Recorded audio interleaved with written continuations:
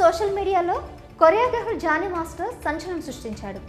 Assistant choreographer తనపై పెట్టిన case industry వర్గాలను కుదిపేసింది. చాలామంది ఈ విషయంపై స్పందించారు. అయినా జానీ మాత్రం తాను ఏ తప్పు చేయలేదని నమ్మకంగా చెప్తూనే ఉన్నాడు. ఇలా ఈ కేసులో రోజుకు ఒక కొత్త విషయం బయటపడుతూనే ఉంది. అలాగే కొన్ని ఆడియో క్లిప్స్ కూడా లీక్ అయ్యాయి. దానికి సంబంధించిన అప్డేట్స్ ఎప్పటికప్పుడు చూస్తూనే ఉన్నాము.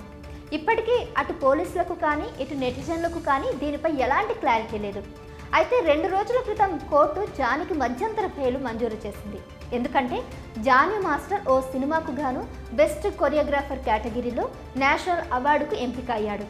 ఈ నెల 8న ఢిల్లీలో ఈ అవార్డు అందుకోవాల్సింది. కానీ ఈ అవార్డును క్యాన్సిల్ చేశారు. ఈ క్రమంలోనే జానీ మాస్టర్కు మరో బిగ్ షాక్. జానీ మాస్టర్కు నేషనల్ అవార్డు క్యాన్సిల్. జానీకి మళ్ళీ జైలు తప్పదా? జానీ మాస్టర్ అవార్డుపై కుట్ర అంటూ ఇలా రకరకాల వార్తలు వింటూ వస్తున్నాం. జానీ మాస్టర్ పైన కక్షతోనే ఎవరో ఇదంతా చేస్తున్నారనే ఆరోపణలు కూడా మొదటి నుంచి వింటూ వస్తున్నాం. ఇక ఇప్పుడు నేషనల్ అవార్డు సైతం క్యాన్సిల్ చేయడంతో అందరూ దీనిని బలంగా నమ్ముతున్నారు. కానీ నిజానికి నేషనల్ అవార్డు క్యాన్సిల్ చేయడం వెనుక అసలు కారణం వేరే ఉంది. నేషనల్ అవార్డు అనేది అందరికీ దక్కేది కాదు.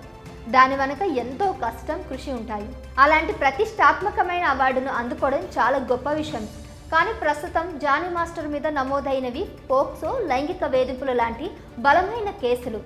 ఇవి అంత ఈజీగా తీసిపడేసేది కాదు. అందుకే ఇప్పుడు జానీ మాస్టర్ ఉన్న పరిస్థితిలో నేషనల్ అవార్డు ఇవ్వడం కరెక్ట్ కాదని భావించి హోల్డ్లో పెట్టారు. ఈ కేసులో అసలు విషయం బయటకు వస్తే కానీ దీనికి చెక్ పడదు. ఇక జానీ మాస్టర్కు ఎలాగూ నేషనల్ అవార్డు క్యాన్సిల్ అయింది కాబట్టి ఇచ్చిన బెయిల్ను రద్దు చేయాలని నార్సింగ్ పోలీసులు కోర్టును ఆశ్రయించారు. దీనిని బట్టి చూస్తే జానీ మాస్టర్ మళ్ళీ జైలుకు వెళ్లే అవకాశం ఉంది. ఈ విషయంలో కోర్టు ఎలాంటి నిర్ణయం తీసుకుంది అనే విషయంపై మాత్రం ఇంకా స్పష్టత రాలేదు.